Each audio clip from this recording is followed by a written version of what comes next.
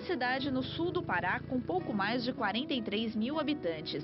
Conceição do Araguaia é uma cidade turística nos meses de julho e agosto. As praias, formadas nas margens do rio Araguaia, atraem pessoas de todo o país. No resto do ano, a cidade é tranquila e os moradores desfrutam desde o nascer do sol as águas mornas do Araguaia. A região é cercada por terras indígenas, mas hoje é praticamente impossível encontrar alguém com traços de índio na cidade. Situação bem diferente dos primeiros anos do município. A história de Conceição do Araguaia começa aqui, no rio Araguaia. No fim do século XIX, Frei Gil Villanova, um francês da Ordem dos Dominicanos, navegou 100 quilômetros até avistar lá na margem alguns taludes elevados. Esse era o sinal de que ele tinha encontrado a tribo dos Caiapós. E aí começava a missão do Frei Gil. Ele queria educar e evangelizar as crianças e formar uma comunidade com os índios, que mais tarde daria origem à cidade e à diocese de Conceição do Araguaia. Frei Gil fez antes algumas tentativas no sul, Goiás também, e acabou chegando até essa região, a região talvez mais isolada na época. Só que também já haviam passado por aqui alguns missionários aventureiros, rapidamente, como também alguns exploradores. E quando o Frei Gil chegou para desenvolver a catequese nessa região, ele viu como objetivo de desenvolver no lado do Goiás, que era orientado pela província de não ultrapassar o Goiás. Só quando ele chegou aqui, ele se encantou. O começo da relação entre Frei Gil e os índios Caiapó foi difícil. Para se aproximar deles e dos Carajás, o francês contou com a ajuda de um brasileiro. Frei Gil era uma pessoa carismática, que tinha uma facilidade de conquistar, mas também favoreceu muito o entrosamento de Frei Gil com Inocêncio Costa em Barreira de Campo, porque Inocêncio Costa, o fundador da Vila Barreira de Campo, já havia desenvolvido um bom relacionamento com os Caiapós. E isso facilitou Frei Gil entrar nesse relacionamento também amigável com os Caiapós. A tribo dos Caiapó é conhecida pela bravura e pela força. Eles eram temidos não só pelo homem branco, mas também por outras tribos. O povo Caiapó, ele se estrutura tendo como base a organização militar, podemos dizer, no sentido que desde criança eles crescem treinando para ser fortes, para ser robustos. Só para dizer, desde crianças ele antigamente usava, agora usa miçanga, fazem corrente feita de miçanga e eles enfeitam o próprio corpo, quase carregando pesos e aprendem a nadar com pesos no corpo para conseguir vencer a correnteza da água. Até o nome Caiapó foi dado por outra tribo indígena. Caiapó é o nome dado pelos índios Juruna, no Mato Grosso, aos Caiapós. Quando eles encontraram os Caiapó,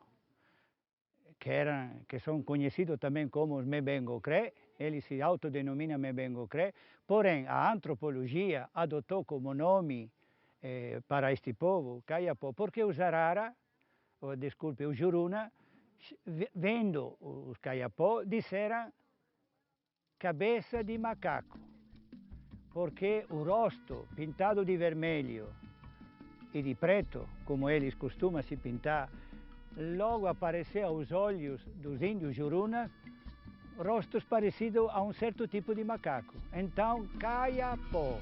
A organização deles também está na aldeia. Todas elas têm o mesmo formato circular. As quikrés, como são chamadas as casas, ficam em volta da casa central. O círculo é mesmo para se cuidar um com o outro, para se proteger também, porque é um formato antigo, né, de defesa também. E essa Casa dos Guerreiros que está aqui no meio é o que eles chamam o Congresso, né? É onde se tomam as decisões políticas da aldeia, onde se tratam as coisas importantes e as coisas que são decididas nessa Casa dos Guerreiros, aí é isso que vai para frente. As funções entre homens e mulheres na aldeia são bem divididas.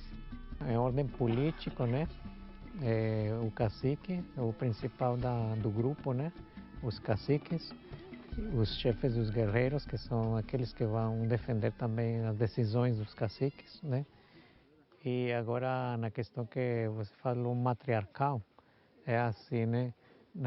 Aqui no político, aqui interno, né? E no político externo, é os caiapó que vão mandar lá os homens, né?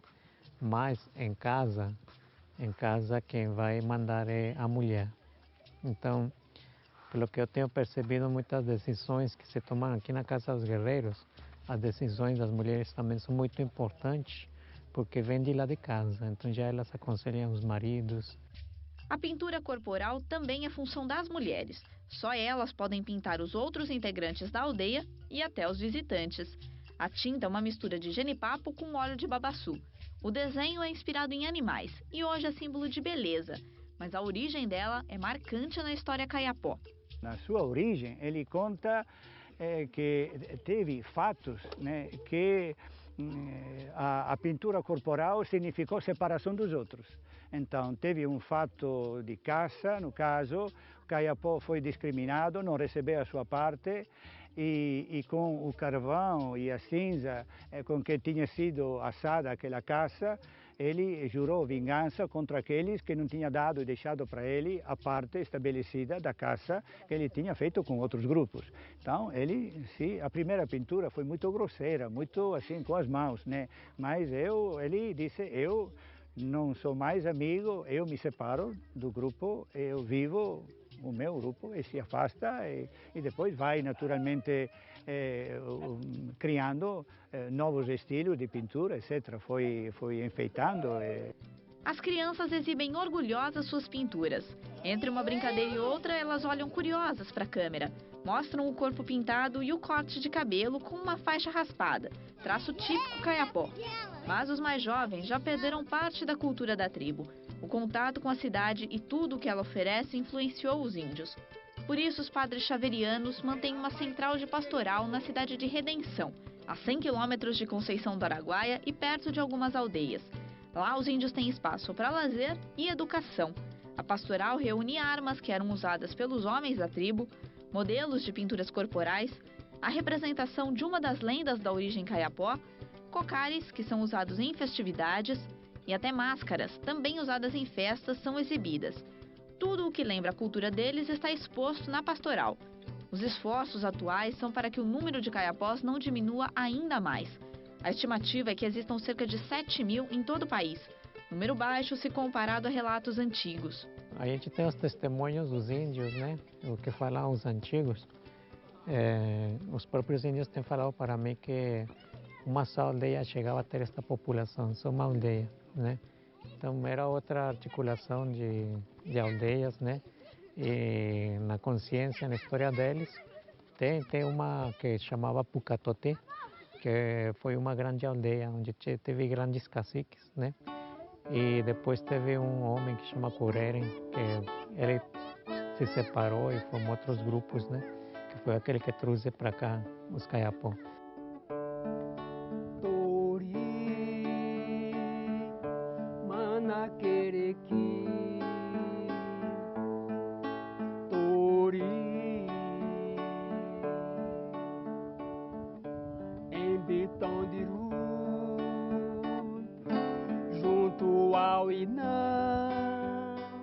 Foi essa tribo que Frei Gil Villanova encontrou em Conceição do Araguaia em 1897. Assim que chegou à região, ele celebrou uma missa junto com outras pessoas que viajavam com ele. O local desta missa se tornou o marco zero da cidade e é ponto turístico e histórico.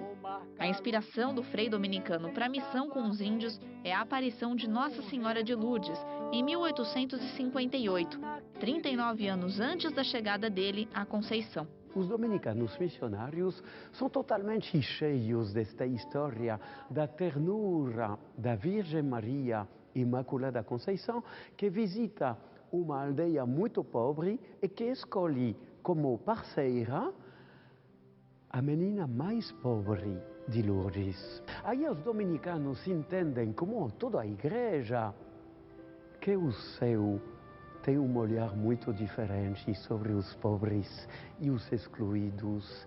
E é bem evidente que estes homens que chegam da região de Lourdes para cá entendem que os excluídos do século XIX no Brasil, quem são, a não ser esses indígenas que nem foram encontradas e nunca foram evangelizadas. Então, de repente, a missão aqui em Conceição tome um rosto próprio, manifestar a ternura infinita do céu para com os pequenos, os humildes, os esquecidos do século XIX. O contato entre os dominicanos e os Kayapó começou tumultuada, principalmente por causa da dificuldade dos índios em se adaptarem à cultura dos franceses. Por exemplo, também o fato de vestir para os índios foi difícil, né?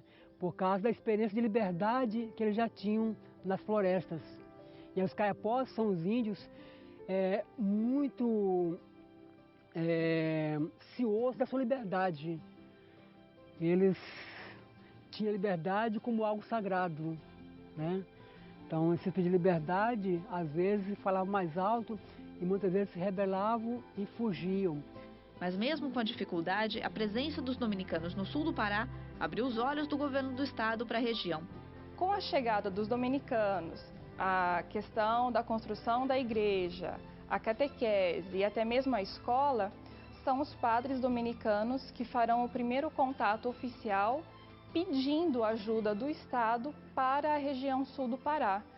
Então, essa presença deles de pegar o barco, fazer uma viagem longa e chegar até Belém para pedir recursos, vai se caracterizar como o primeiro pedido oficial de ajuda e de apoio para a população aqui. E Frei Gil ia pessoalmente a Belém angariar recursos para a missão. Eram 3 tipos de recursos que ele conseguia. Um, fazendo campanha com a igreja. Então, fazia campanhas e o pessoal foi muito receptivo em Belém. Porque a figura dele é uma figura muito carismática, conseguia conquistar as pessoas. Também conseguiu um convênio com o governo, pelo menos nos primeiros anos.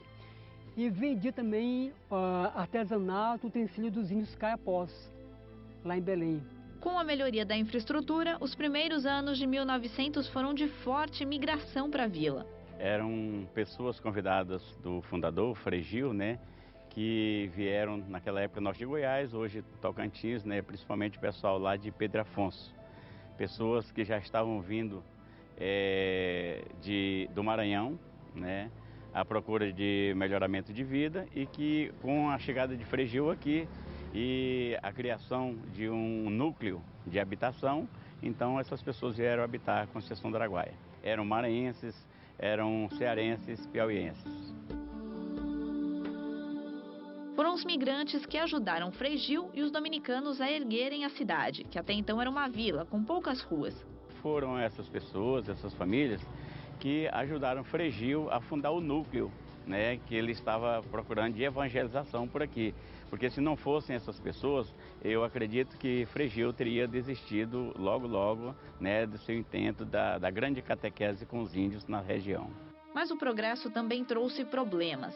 O ciclo da borracha agravou a relação entre brancos e índios. Só que a região, ela acaba sendo que tem o gaúcho, tem a borracha, se tira a borracha num número bom, mas não tão grande quanto em outros lugares.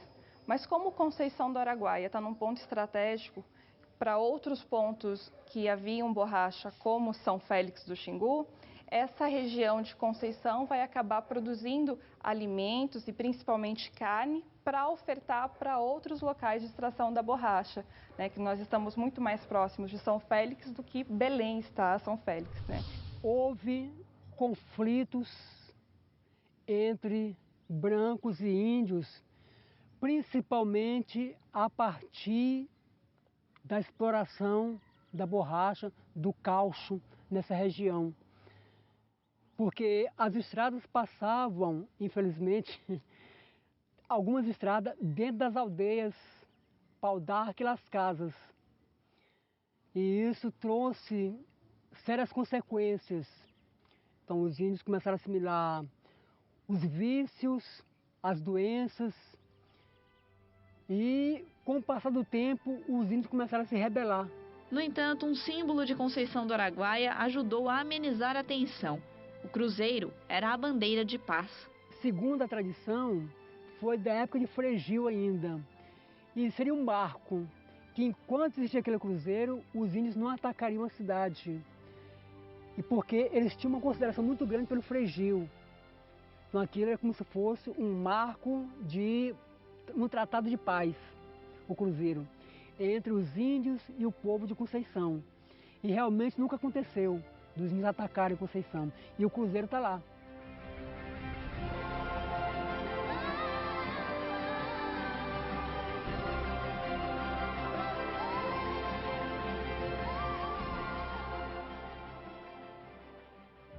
Os inúmeros conflitos não impediram algumas conquistas na missão. Aos poucos, Frei Gil ganhou a confiança dos índios. Os chefes caiapós estavam reunidos escutando Frei Gil. E Frei Gil falava da paixão de Cristo, do reino, falava dos céus, falava do evangelho. E de repente, Fontoura, um dos chefes, pergunta: mas como você sabe disso, Frei Gil, se esse Jesus Cristo morreu há 2.000 anos atrás, como você diz? Frei Gil fala: é porque ele deixou escrito no livro que nós temos. Então, Fontoura pede: você pode mostrar esse livro? Então, Frei Gil vai, traz a Bíblia e mostra o Novo Testamento. E levanta: essa é a palavra de Jesus Cristo que ele deixou escrito para nós. Então, ele se levanta, Fontoura, e faz a profissão de fé. Então, já que Frei Gil diz que é a palavra de Jesus Cristo, nós acreditamos. E a partir daí, eles são conquistados por Frei Gil. Outra conquista dos freis foi a chegada de irmãs dominicanas da França. A partir daquele momento, elas seriam responsáveis pela educação das crianças. E a aproximação foi bastante harmoniosa. Irmã Odete teve contato com algumas das fundadoras do Colégio Santa Rosa e explica por que as freiras tiveram mais facilidade do que os freis em educar os índios.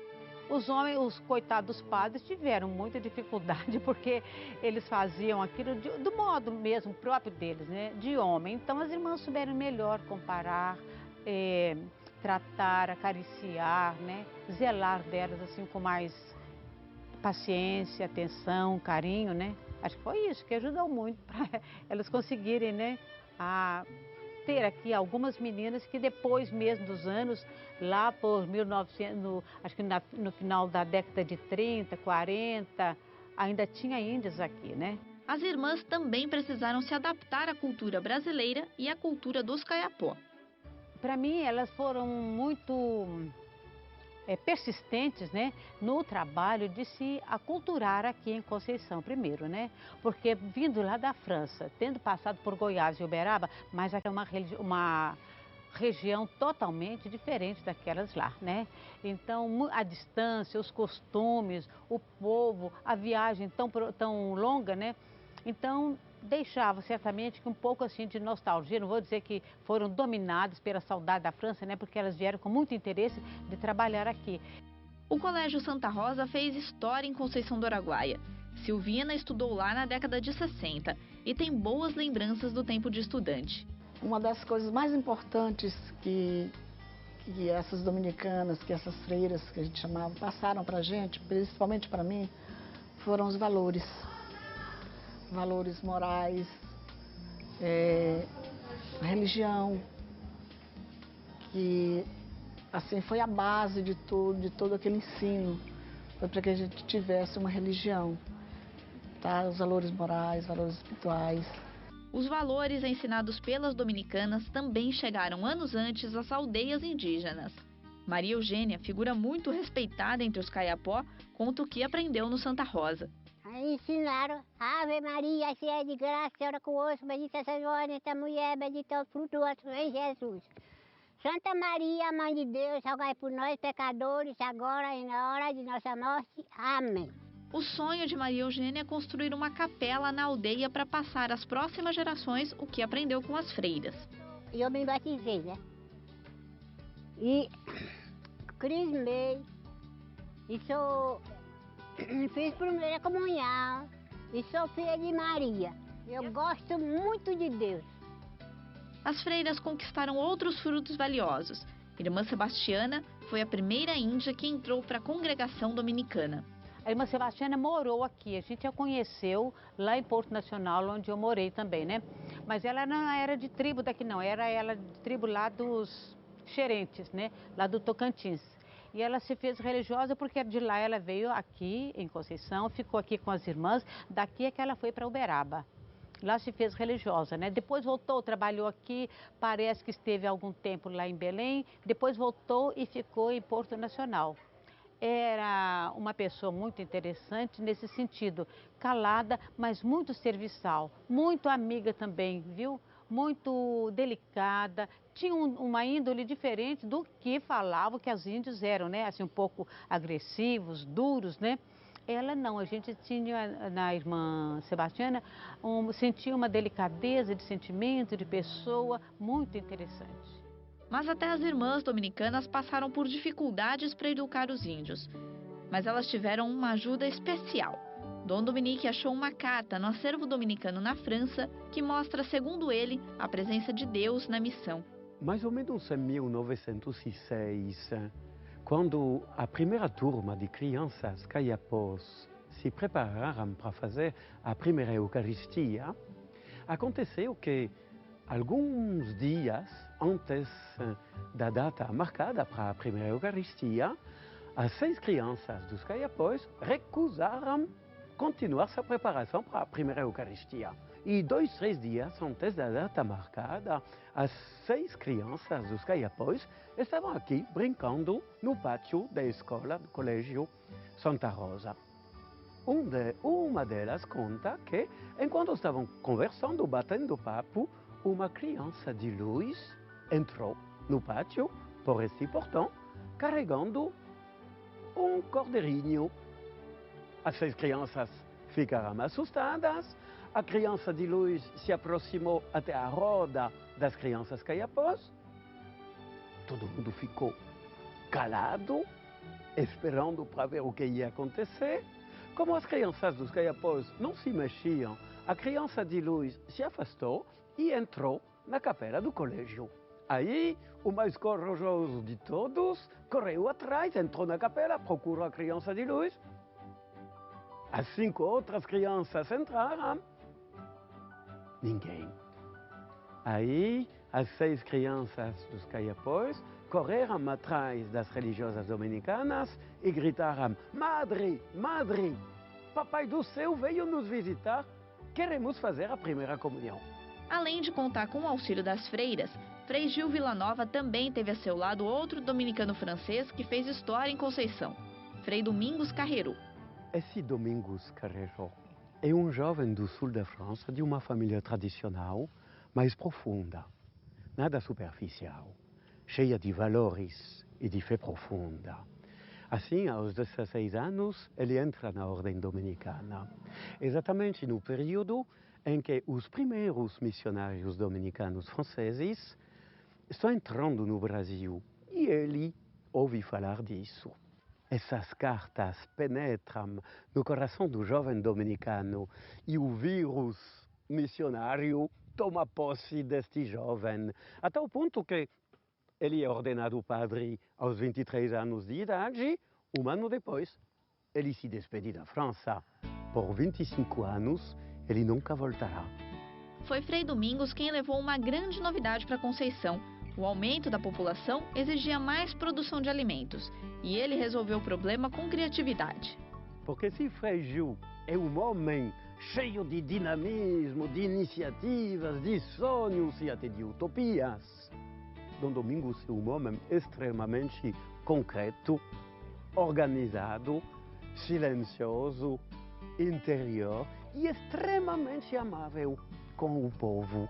Quando ele chega aqui, ele vê o milagre de Conceição, mas ele vê também que tudo isso precisa ser alicerçado sobre uma organização. Ele começou a trabalhar em Porto Nacional com fazendas e gado, e ele reproduz aqui o que ele fez em Porto Nacional, quer dizer, a criação de várias fazendas destinadas a sustentar a missão aqui, sustentar os padres e os frades dominicanos, mas também o Colégio das Irmãs. As fazendas criadas por Dom Domingos foram um legado para os produtores que chegaram mais tarde à região.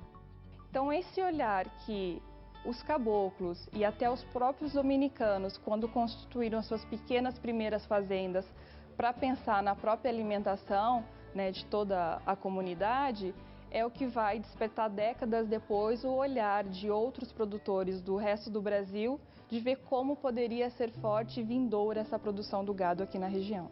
Frei Gil e Frei Domingos conviveram por cerca de 5 anos. Em 1905, Frei Gil parte de barco para Belém e não volta mais.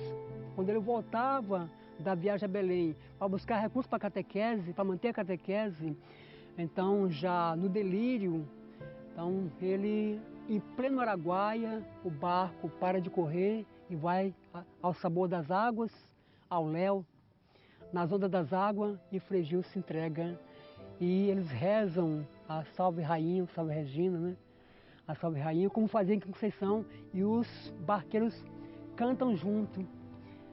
Então, consumato est, né? E Frei Gil vai encontrar seus índios na Terra das Bandeiras Verdes, né? No Reino Definitivo, onde o rosto de Deus resplandece em todas as raças, todas as crenças, todos os rostos, todas as nações. O corpo de Frei Gil está sepultado na capela funerária da Catedral de Conceição do Araguaia, obra que ele não chegou a ver.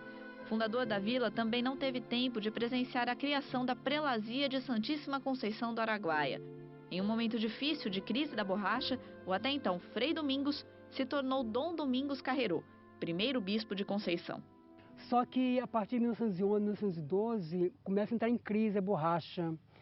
Então é nesse momento difícil que os olhares do Papa se voltam para essa região do Araguaia.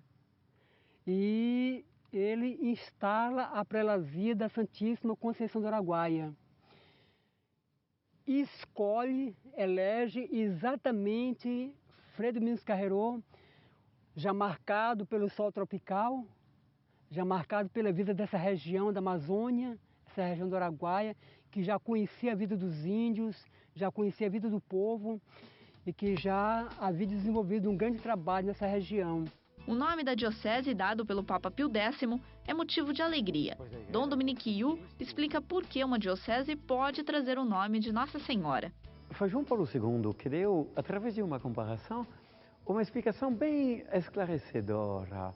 João Paulo II explica que a Igreja e a Virgem Maria compartilham o mesmo mistério, quer dizer, a mesma realidade divina, pois ele fala do mistério da Lua. O que é a Lua? A Lua é apenas uma pedra, um pedaço de pedra, só que mergulhado na luz do sol. Esse pedaço de pedra reflete maravilhosamente a luz do sol para todos os moradores do planeta Terra que estão mergulhados nas trevas. Então é interessante porque a Virgem Maria e a Igreja também vivenciam isso. A Virgem Maria é uma mulher do nosso povo e a Igreja é apenas uma família humana. Não tem nada divino nisso, nada divino. Mergulhada na graça de Deus, a Imaculada Conceição reflete a beleza de Deus de maneira extraordinária. Foi bem o que a gente viu em Lourdes. Dom Domingos Carreiro trabalhou de maneira diferente de Frei Gil. Com o apoio do provincial dominicano Jacinto Lacome, ele começa a evangelizar os índios na aldeia. Assim, eles não precisam mais sair de lá para ter a catequese. Mas o ciclo da borracha leva muitos índios ao trabalho escravo. E o bispo Dom Domingos age com firmeza para libertá-los. Criar grupos jovens, criar banda musical, criar Ordem Terceira Dominicana, criar conferências de São Vicente de Paulo, os vicentinos, criar a adoração eucarística. Ele salva a Conceição naqueles meses.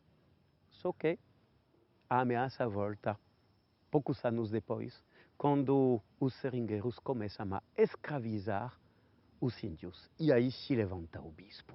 com muita força para defender os direitos dos indígenas que são explorados por um autêntico trabalho escravo, que são comprados em troca de cachaça e de prostituição e que são ameaçados de verdade na sua identidade e na sua sobrevivência.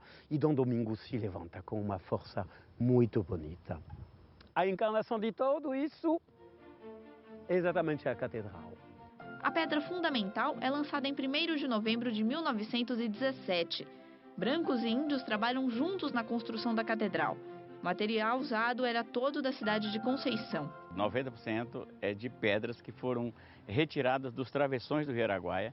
Existiam os mergulhadores que tiravam as pedras, colocavam numa canoa e traziam para a beira do rio. Aí na beira do rio, os índios, junto com os brancos, então faziam o carrete desse material até onde estava se construindo a catedral, né? Mas aí eles usavam também a madeira de lei, que aqui, a 1 quilômetro depois da cidade, já tinha uma mata muito densa, né? Com madeiras centenárias, né? Árvores centenárias.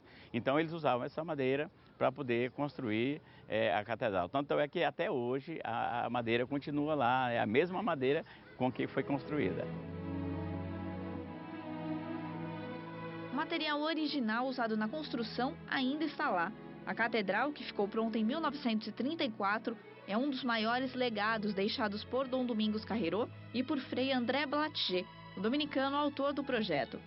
A história de Conceição do Araguaia se fez em torno da catedral e com base nas lições deixadas pelos primeiros freis dominicanos que desbravaram a região.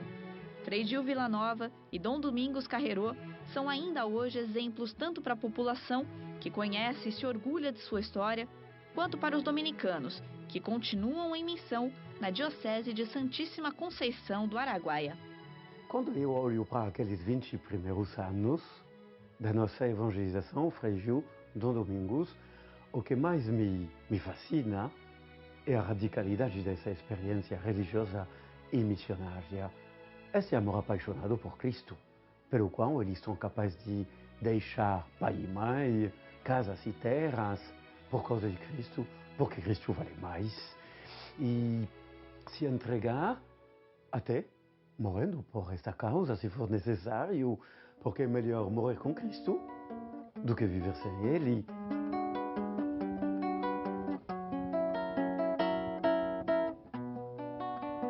Araguaia, meu Araguaia, de mistério e de terror, de cascata e de banzeiro, de matas de praia, de campos sem fim.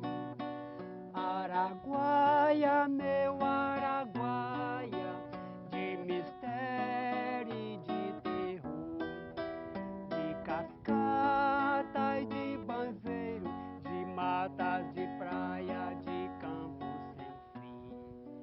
Remador, deixa o barco correr, que estas águas nos levam para além, mas de volta elas sempre nos trazem. O Araguaia não solta ninguém. Araguaia, meu Araguaia.